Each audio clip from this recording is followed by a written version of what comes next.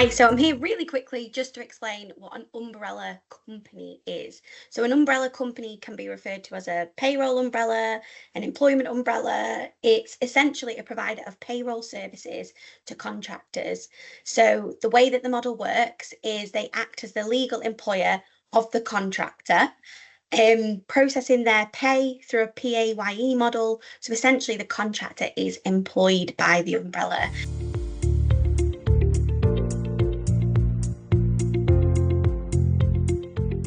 So how does it work? We have the end client, we then have us as the agency, the umbrella that we contract directly for the services of that contractor who's employed by the umbrella company.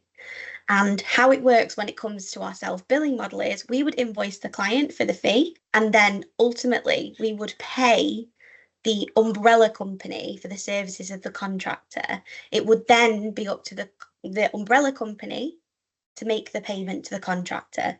So if an umbrella company is involved with that contractor is engaging via an umbrella solution, essentially that contract wouldn't go between us and the contractor, it would go between us and the umbrella company. So our terms are with them. Then the contractor would negotiate their terms with the umbrella company on a separate basis.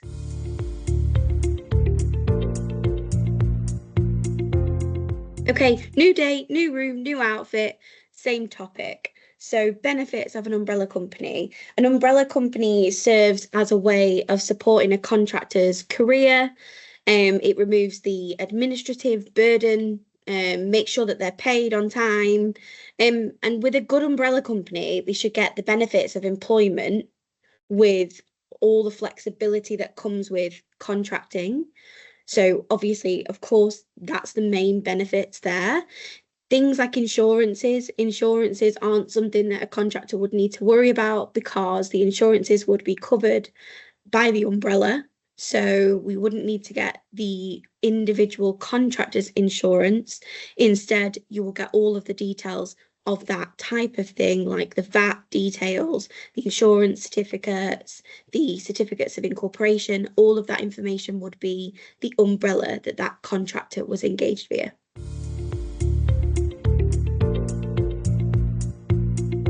So it can be confusing for a contractor to identify their umbrella company when they decide to engage via that method. That's because there's lots of different umbrellas, there's a lot of different models, and some of those models are also non-compliant models. So they might be like loan schemes offering different ways of doing tax calculations. They can get salary advances, grants, like other things that you wouldn't necessarily expect. But as a result of all of these different models and, you know, these non-compliant umbrella companies, it can be risky for a contractor to identify a compliant umbrella company and to ensure that they're paying the right taxes. As a result of this, to protect you, to protect your margin, to protect the umbrella, to protect the contractor, we put a PSL in place, and that's why it's there. It's there because we have done the research. We've researched the umbrella companies, we've looked at their compliance, we've looked at the models that they offer, we've taken feedback from contractors in terms of level of service, we've looked at pay slips. So all of these things that we would that contractors will be expected to do, we have done for them. And that is the purpose of the PSL. It's there to protect everybody in the chain. As a result of that, it also makes it really simple for you. If you do get a contractor who wants to engage through an umbrella, you can share with them our PSL. I'll just share my screen with you and hopefully you'll be able to see that there. So here it is on screen. Hopefully you can see that. You can see the supplier list. You can see all the different ways that the tax avoidance schemes are in the market and what's on offer and all of the things we have to, you know, try to navigate and protect the contractor from. Essentially, you can see here all the preferred suppliers. So this is the list of suppliers, umbrellas that we're currently working with. Internationally, if you're in the European team, it's Workwell International. But yeah, that's got all of the information in there, and you are able to just lift the preferred suppliers and populate it for the contractor. All of these things are details that you would be able to share with a contractor as well. So yeah, but you can lift them up if you want to make it really simple.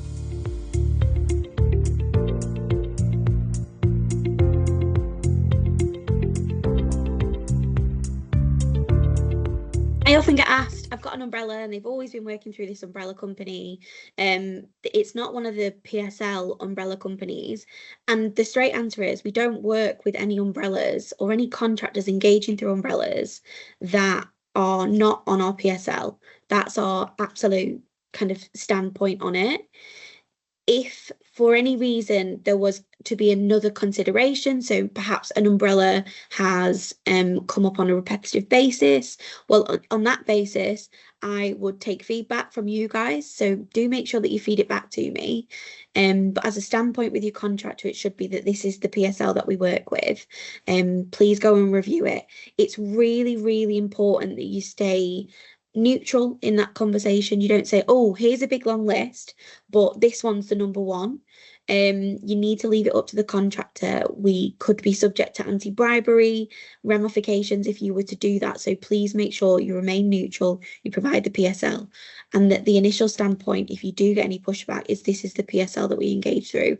If you do know that that a contractor is engaging through an umbrella early in the process, it is absolutely worthwhile finding out which umbrella company it is and ensuring that they're on the PSL.